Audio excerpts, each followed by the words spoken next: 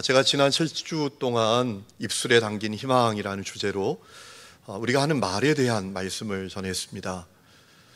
여러분, 말이 얼마나 중요합니까? 말이 인생의 방향을 결정짓고요, 인생의 수레바퀴를 불태울 수도 있다라고 사도 야고보는 우리에게 증언했지 않습니까?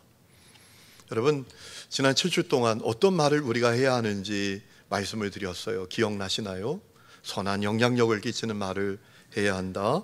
또 절망 중에도 믿음의 희망의 말을 해야 하고, 항상 진실한 말을 하고, 추악한 현실 가운데에서도 믿음의 말을 하고, 또 위로의 말을 하고, 비난과 책임 추궁이 아니라 용납하고 용서하고 격려하고 칭찬하는 말을 해야 한다라고 말씀을 드렸습니다. 그런데 딜레마가 있습니다. 그거 우리가 알죠. 또 생각도 하죠. 결심도 하죠. 그런데 문제는 그렇게 말하기가 참 어렵다라는 얘기입니다. 그래, 말 좀 잘해야지. 생각도 해보고 결심도 하지만 그 결심을 행동으로 옮기는 것이 얼마나 어렵습니까? 그래서 벤자민 프랭클린이라는 사람이 했던 유명한 얘기가 있습니다. 사람들은 잘한 일보다 잘 결심한 일이 많다라고 했습니다. 무슨 얘기입니까? 사람들이 결심은 잘하지만 그 결심을 행동으로 옮기기가 정말 쉽지 않다라는 겁니다. 잘한 일보다 잘한 결심이 많다라는 거죠. 그 잘한 결심을 삶으로 이어지도록 하는 것이 정말 쉽지 않다라는 얘기입니다. 그럼 어떻게 해야 합니까? 어떻게 우리가 말을 잘 좀 할 수 있을까요? 저는 오늘 우리가 읽은 말씀에서 그 답을 얻을 수 있다고 믿습니다. 여러분, 오늘 우리가 에스겔서의 말씀을 읽지 않았습니까? 에스겔은 누굽니까? 유다 역사상, 이스라엘 역사상 가장 암울하고 캄캄한 때 살았던 젊은 선지자입니다. 여러분, 주전 597년에 유다가 바벨론에게 전투를 했는데 아주 철저하게 패배를 하지 않았습니까? 그리고 만여 명의 사람들이 바벨론의 포로로 끌려갔습니다. 그때 그 가운데 이 젊은 어린 제사장 에스겔이 있었다라는 겁니다. 포로로 끌려갈 때 그의 나이 25살이었습니다. 그런데 놀라운 것은 그의 나이 30살이 되었을 때 하나님의 말씀이 환상 가운데 그에게 임했다라는 거예요. 여러분, 에스겔 1장 1절은 이렇게 시작되고 있습니다. 때는 제 30년 넷째 달 5일이었다. 그때 내가 포로로 잡혀온 사람들과 함께 그발 강가에 있었다. 나는 하나님이 하늘을 열어 보여주신 환상을 보았다. 에스겔이 30살이 되었을 때 하나님의 말씀이 이 에스겔 젊은 제사장에게 임했다라는 것입니다. 여러분, 이 사실을 통해서 아주 중요한 사실을 발견할 수 있습니다. 이스라엘 역사 가운데 가장 캄캄하고 어두운 시절에 하나님의 말씀이 임했는데 그 말씀이 임한 사람이 가장 어린 제사장, 젊은 제사장이었다라는 거예요. 여러분, 하나님의 말씀이 얼마나 소중합니까? 왜 그렇습니까? 이 하나님의 말씀은 우리에게 주신 약속이기 때문입니다. 이 말씀은 공수표가 아닙니다. 이따가 사라지는 물거품 같은 말씀이 아닙니다. 우리 삶에 실현되는 말씀이에요. 그렇기 때문에 우리의 희망은 이 하나님의 말씀이에요. 중요한 것은 여러분, 이 말씀이 어린 제사장 에스겔에게 임했다라는 겁니다. 저는 이 말씀이 우리 교회에 실현되기를 원합니다. 여러분의 가정에 실현되기를 원합니다.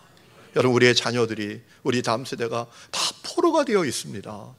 죄의 포로가 되어 있습니다. 낙심의 포로가 되어 있습니다. 절망의 포로가 되어 있습니다. 아이들이 영어도 잘하고 공부 잘하고 똑똑한데 취업이 안 됩니다. 아이들이 희망을 잃어버리고 있어요. 절망적입니다.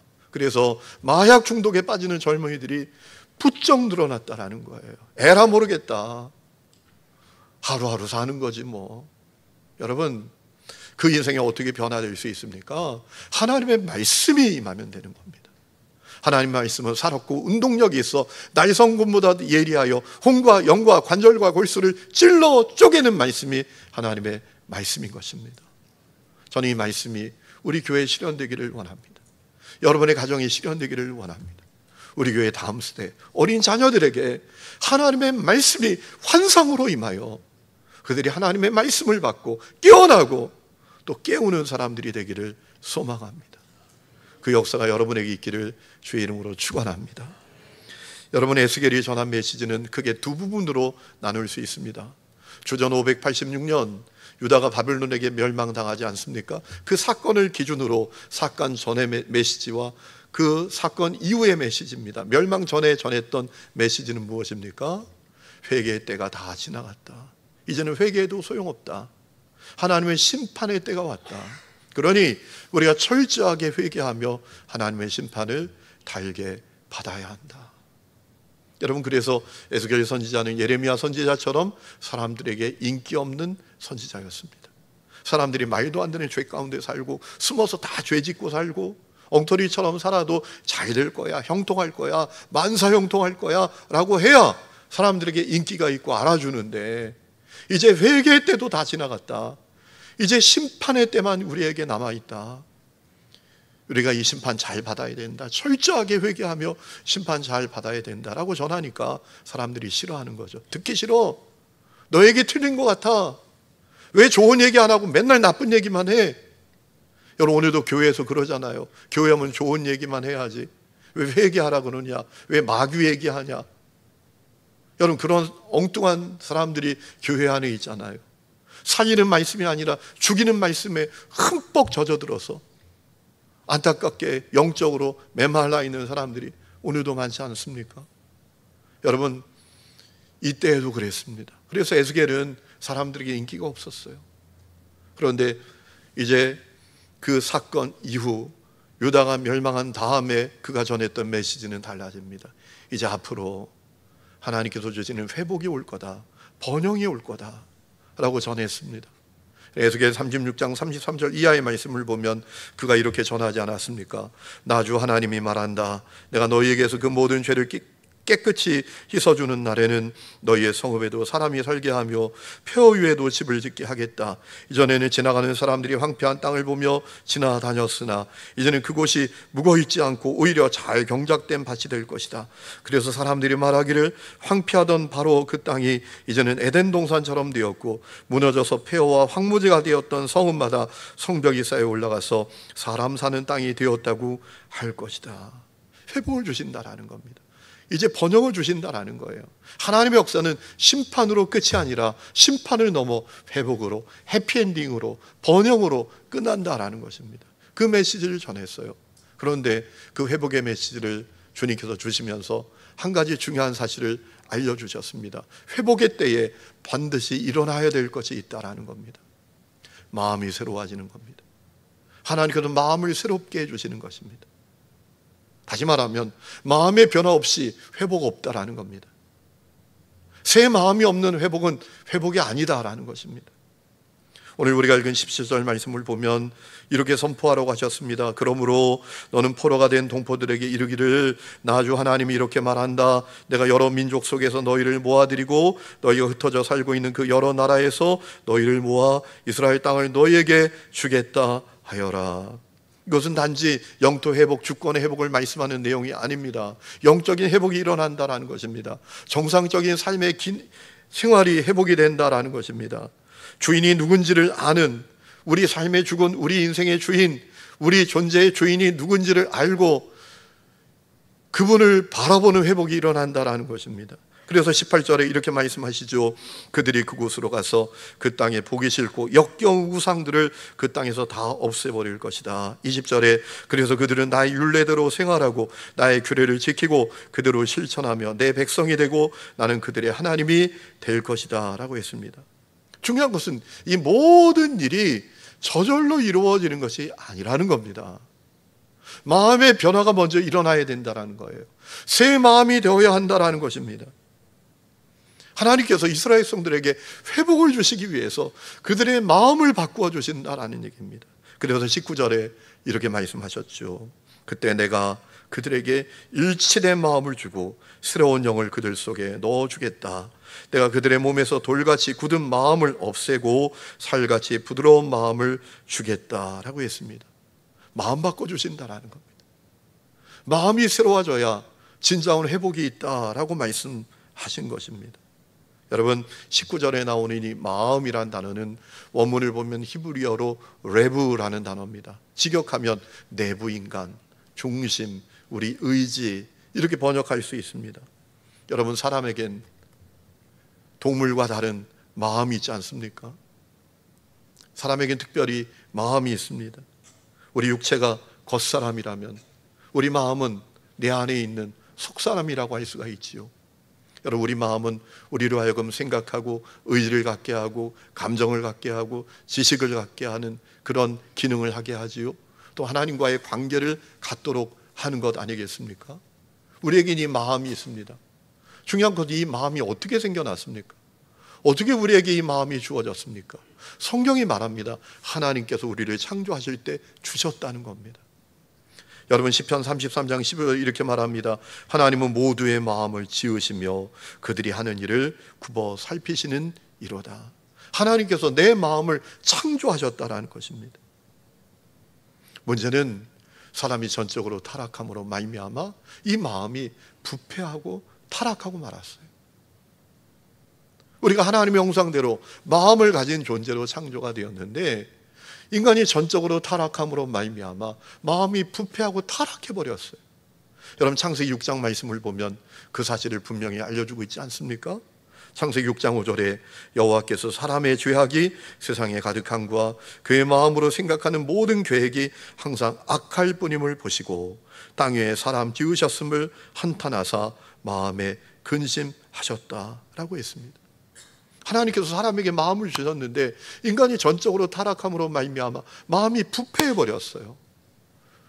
오죽하면 하나님의 마음을 근심하게 하고 한탄하게 만들 정도로 인간의 마음이 부패해버렸어요. 그래서 어떤 일이 벌어지죠? 그 마음 때문에 나도 힘들고 너도 힘들고 우리 다 힘들고 고통 가운데 사는 역사 이래로 계속되어 오지 않았습니까? 여러분 생각해 보세요. 사람이요 선한 의지를 갖는 것은 너무 어려운데 악한 의지를 갖는 것은 너무 쉬워요.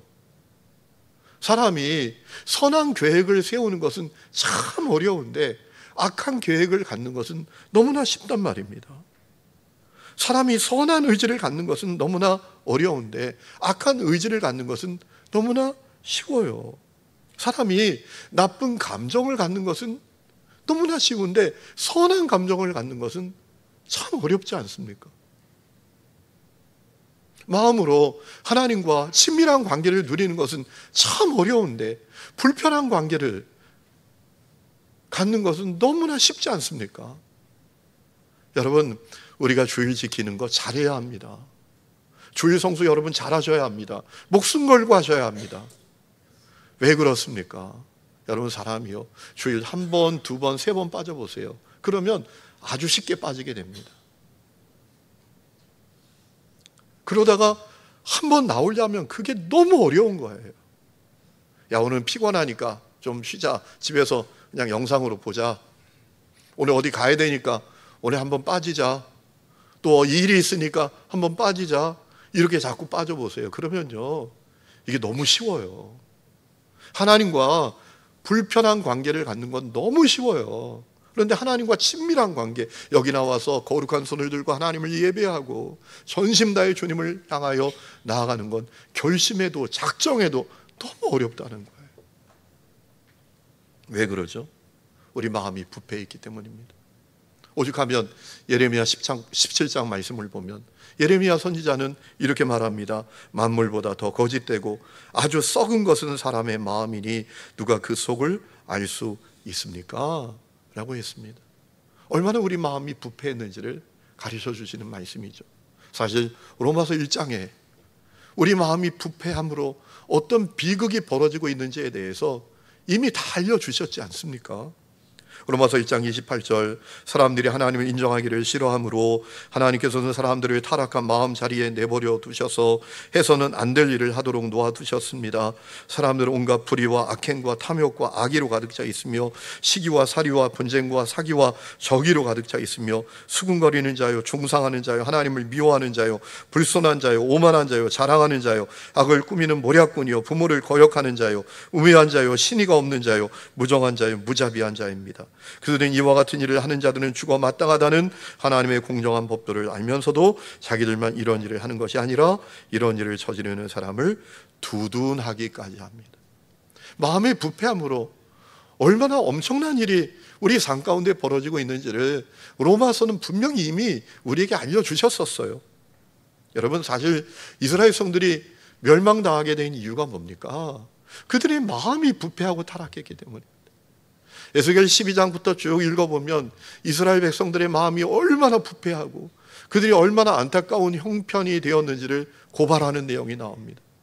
선지자들은 입만 열면 거짓말이라는 겁니다. 지도자들은 우상숭배한다라는 것입니다.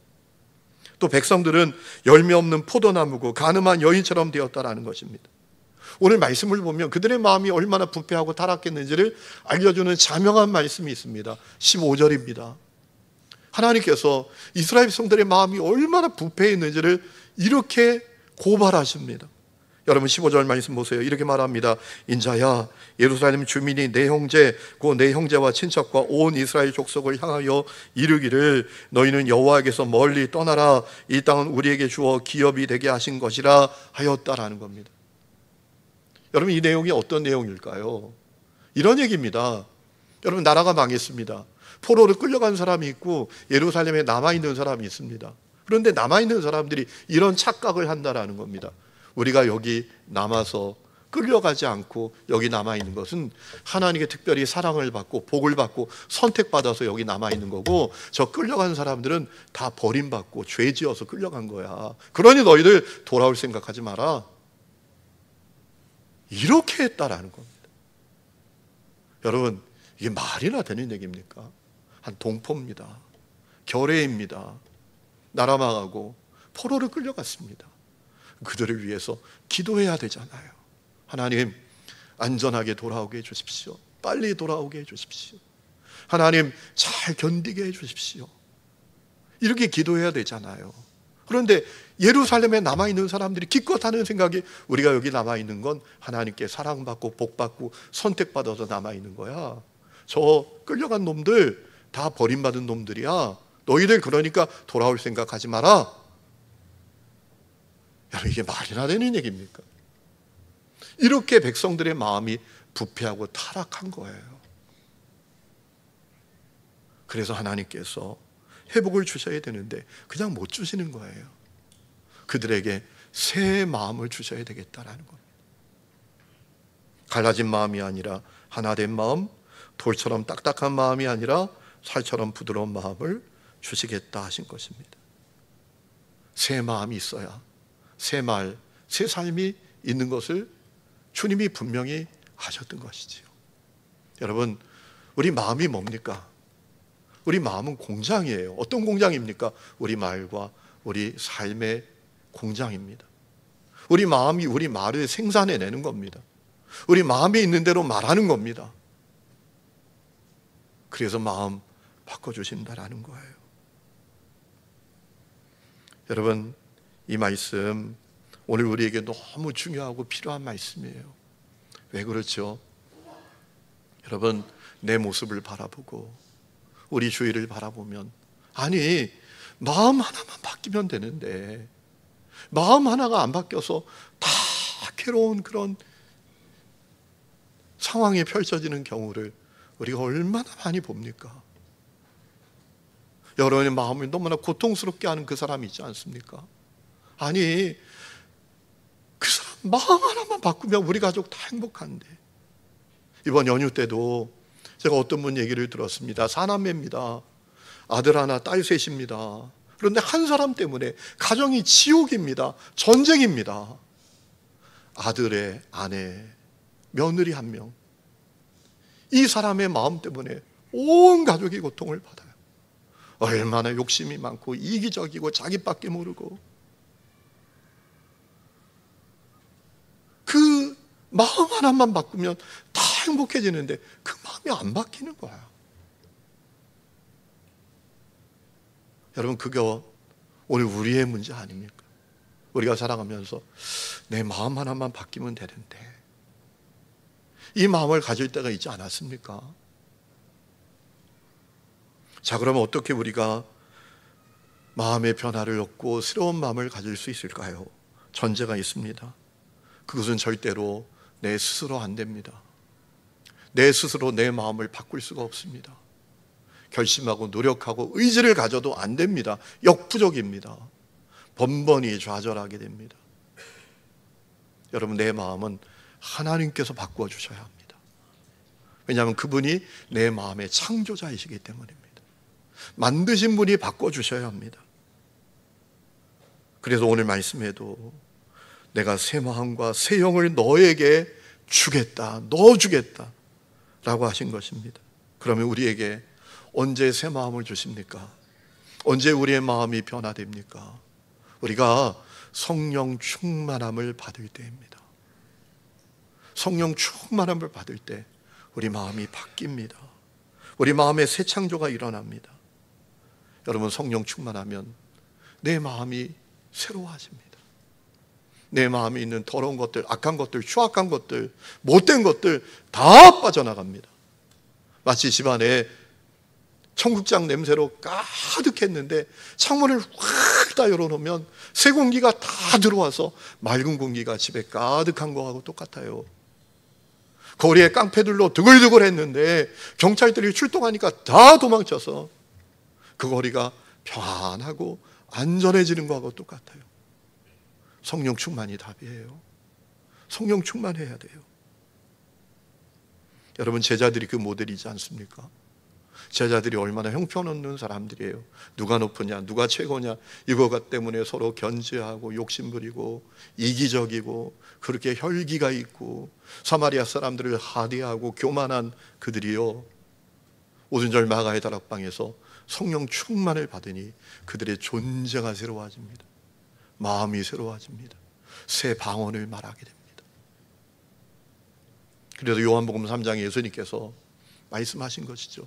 사람이 물과 성령으로 나지 않으면 하나님의 나라에 들어갈 수 없느니라. 성령 충만해야 한다라는 거예요. 성령 충만할 때 우리 존재도 바뀌고 마음도 바뀐다라는 얘기입니다.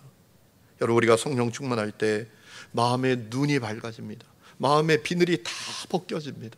그래서 바울이 에베소 교회 성도들을 위해서 기도할 때 그 기도의 제목이 뭡니까? 당신들이 성령 충만하여 마음 눈이 밝아지는 것이 내 기도의 제목입니다.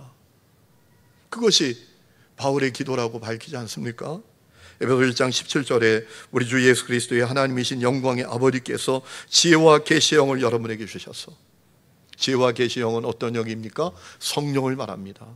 성령으로 여러분에게 주셔서 하나님을 알게 하시고, 그 다음에 중요한 말씀이 나오죠. 여러분의 마음의 눈을 밝혀주셔서 하나님의 부르심에 속한 소망이 무엇이며 성도들에게 베푸시는 하나님의 영광스러운 상속이 얼마나 풍성한지를 여러분이 알게 되기를 바랍니다. 또한 믿는 사람들이 우리에게 강한 힘으로 활동하시는 하나님의 능력이 얼마나 엄청나게 큰지를 여러분이 알기를 바랍니다. 에베소 교회를 향한 바울의 기도는 분명합니다. 당신들이 성령 충만해서 마음 눈이 밝아지는 겁니다. 마음의 비늘이 벗겨지는 것입니다. 그래서 무엇이 가치 있는지, 무엇이 보화인지를 알게 되는 것입니다. 그것이 바울의 기도였지 않습니까? 여러분, 성령 충만할 때 성령의 생각을 품게 되고 성령의 일을 따르게 됩니다. 성령 충만해야 성령님이 주시는 마음을 갖게 된다는 얘기입니다. 로마서 8장 5절입니다. 육신을 따르는 자는 육신의 일을, 영을 따르는 자는 영의 일을 생각하나니 육신의 생각은 사망이요 영의 생각은 생명과 평안이니라 라고 했습니다. 그래서 바울은 에베소 5장 18절에 술 취하지 말고 오직 성령의 충만을 받으라 라고 했던 것입니다. 여러분, 제가 가끔 당황스러울 때가 있습니다. 우리 성도들하고 카톡 연결되고 또 페북 친구가 될 때가 있습니다. 그러면 성도들의 사진을 엿볼 때가 있습니다. 너무나 당황스러운 때가 있어요. 아니, 이분이 교회에서 그렇게 멋지게 아름답게 찬양하던 분인데 어디 가서 맥주 먹는 사진을 이렇게 찍어서 올려놓은 거예요. 내가 안 본 거를 취했다. 안 봤다. 술 취하지 말고 오직 성령의 충만을 받으라. 여러분, 성령 충만 받아야 합니다. 성령 충만을 위해서 기도해야 합니다. 성령 충만할 때 새 마음을 얻게 됩니다. 새 마음이 일어납니다. 문제는 우리가 새로운 마음을 원하기 때문에 성령 충만을 구하고 있느냐라는 얘기입니다. 많은 사람들은, 아니 어떤 사람들은 성령 충만 나에게 필요하지 않다고 생각합니다. 성령 충만은 특별한 사람에게 필요하지, 광신자들에게나 필요하고 유별나게 예수 믿는 사람들에게 필요한 거지 나에겐 필요 없다고 생각하는 사람들이 있습니다. 안타까운 겁니다. 우리 모두에게 다 성령 충만이 필요합니다. 왜냐하면 내 마음은 성령 충만하지 않으면 바뀔 수 없기 때문입니다. 성령 충만해야 내 존재가 바뀌고 내 마음이 바뀌기 때문입니다. 이 눈이 열리면 성령 충만을 구하는 거죠. 보물이 무엇인지를 바라보는 눈이 열려야 합니다. 어떤 순례자가 있었습니다.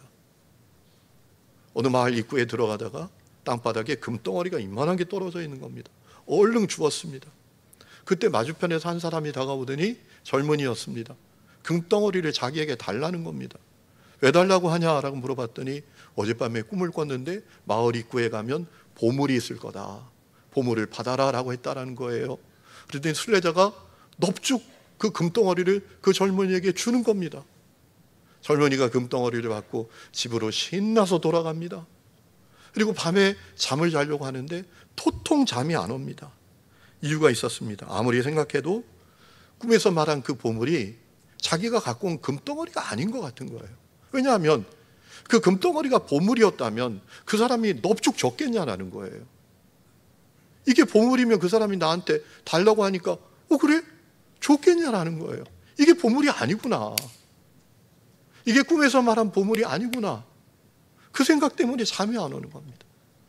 밤새도록 잠을 뒤척이다가 아침에 일어나서 순례자가 사는 곳이 어딘지를 수소문해서 찾아갔습니다. 그리고 순례자에게 그렇게 말했습니다. 내가 아무리 생각해봐도 이 금덩어리가 꿈에서 말한 그 보물이 아닌 것 같다고. 보물은 당신 마음인 것 같다고. 이 금덩어리도 나에게 줄 수 있는 그 마음이 보물인 것 같다고. 그러니까 이 금덩어리 말고 당신 마음을 나에게 달라고 라고 했다라는 거예요. 여러분, 마음 바뀌는 게 보물이에요. 새 마음이 보물이에요. 이 눈이 열리면 성령 충만을 구하게 되는 겁니다. 아침에 일어나서도 하나님, 오늘 내가 성령 충만을 원합니다. 밤에 잠을 잘 때도 하나님, 내가 잠을 자다가 성령 충만을 원합니다. 예배를 드릴 때에도 여기 나와서 하나님, 내가 예배 드리다가 성령 충만을 원합니다. 이렇게 기도하게 되겠지요. 저는 오늘 그 은혜가 여러분에게 다 일어날 수 있기를 축원합니다. 성령 충만을 구하십시오. 그리고 받으십시오. 그래야 마음의 변화 일어납니다. 그리고 또 하나 중요한 일이 있습니다. 성령을 따라서 매일매일 사는 것입니다. 여러분, 십자가 복음 믿고 구원받는 사람에겐 성령님이 오시지 않습니까? 그 성령이 우리 안에서 뭐 하십니까? 우리를 인도하십니다. 말씀하시고 감동 주시면서 우리를 인도하십니다. 그러니 그 성령님을 계속 따라가야 합니다. 그것이 참 중요합니다. 왜 그렇습니까? 성령을 따라 살아갈 때 성령께서 계속 새 마음을 주십니다. 제 얘기가 아닙니다. 갈라디아서 5장 16절 17절에 이렇게 말씀하셨습니다. 내가 이루노니 너희는 성령을 따라 행하라. 그리하면 육체의 욕심을 이루지 아니하리라. 육체의 소욕은 성령을 거스르고 성령은 육체를 거스르나니 이 둘이 서로 대적함으로 너희가 원하는 것을 하지 못하게 하려 함이니라. 아멘. 여러분, 육체의 욕심을 어떻게 이루지 않습니까? 성령님을 따라갑니다. 그러니까 성령님이 계속 새 마음을 주십니다. 그래서 육체의 욕심을 이루지 않는 거예요. 육체를 따라 살지 않는 거예요. 그래서 우리가 날마다 성령을 따라 사는 것이 대단히 중요합니다. 성령을 선택하기로 결단해야 합니다. 날마다 성령을 선택하고 성령을 따르기로 결단해야 합니다. 어떤 추장이 손자 이야기를 합니다. 추장이 자기 손자에게 말합니다. 야, 우리 마음엔 두 마리 늑대가 있어. 선한 늑대하고 악한 늑대가 있어. 얘네들이 계속 싸운다. 그때 손자가 물었답니다. 할아버지, 그럼 어떤 늑대가 이기나요? 그때 할아버지 추장이 얘기했대요. 네가 먹이를 주는 늑대가 이기지. 네가 선택하는 늑대가 이기지. 여러분, 우리가 성령을 선택해야 돼요. 성령을 계속 따라야 돼요. 그래야 새 마음을 주십니다. 그래서 여러분, 이 지성소를 강조하는 것입니다. 지성소를 붙들고 말씀을 묵상할 때 성령께서 우리 마음을 감동해 주시고 새 마음을 주십니다. 말씀을 통해서 새 마음을 주십니다. 여러분, 이 지성소를 붙드는 것은 내 마음의 낮춤판을 성령께 맞추는 거예요. 여러분, 하루 동안 살면서 나심판이 온갖 때를 다 가리키잖아요. 지성소를 붙드는 것은 내 마음의 나심판을 다시 성령님께 맞추는 것입니다. 그때 새 마음을 주십니다. 말씀을 붙들고 오늘 하루 지내면서 감사했던 건 뭐죠? 하나님께 죄송했던 건 뭐죠? 받은 은혜는 뭐죠? 새롭게 결단한 것은 뭐죠? 그 답을 적어볼 때 성령께서 계속 새 마음을 주십니다. 마음의 변화가 일어납니다. 그래서 이 지성소 붙들자고 하시는 거예요. 한 가지 말씀을 드리고 오늘 말씀을 마칩니다. 미국의 유명한 설교자인 또 작가이기도 한 레이프리 차드라는 목사님이 계십니다. 이분이 하루는 공원 묘지를 산책했습니다. 여러분, 미국에는 묘지가 공원이고 공원이 묘지인 경우가 많지 않습니까? 거기 묘지에 묘비들이 가득한 겁니다. 묘비에 뭐 이렇게 저렇게 많은 글들이 쓰여져 있는 거예요. 그런데 그 가운데 아주 인상 깊은 묘비를 보게 되었습니다. 아주 짧게 이렇게 적혀 있었습니다. 의심할 여지 없이 정직한 사람 아무개, 이렇게 적혀 있는 거예요. 얼마나 큰 감동이 되는지. 5단어밖에 되지 않는데 엄청난 울림이 있는 거예요. 의심할 여지 없이 정직한 사람 아무개. 여러분, 그가 어떻게 그렇게 살 수 있었을까요? 단 하나입니다. 마음 때문입니다. 그에게 마음의 변화가 있었기 때문입니다. 새 마음이 있었기 때문입니다. 주님, 오늘 우리에게도 그 역사가 다 있기를 원하고 계십니다. 그래서 성령 충만 받아야 합니다. 마음의 변화가 일어나야 합니다. 그래야 말도 달라지고 삶도 달라지는 역사가 일어납니다. 나를 통해서 평화의 역사, 가정천국의 역사, 교회 천국의 역사가 일어나게 되는 것입니다. 오늘 그 은혜가 여러분 모두에게 있기를 주의 이름으로 축원합니다.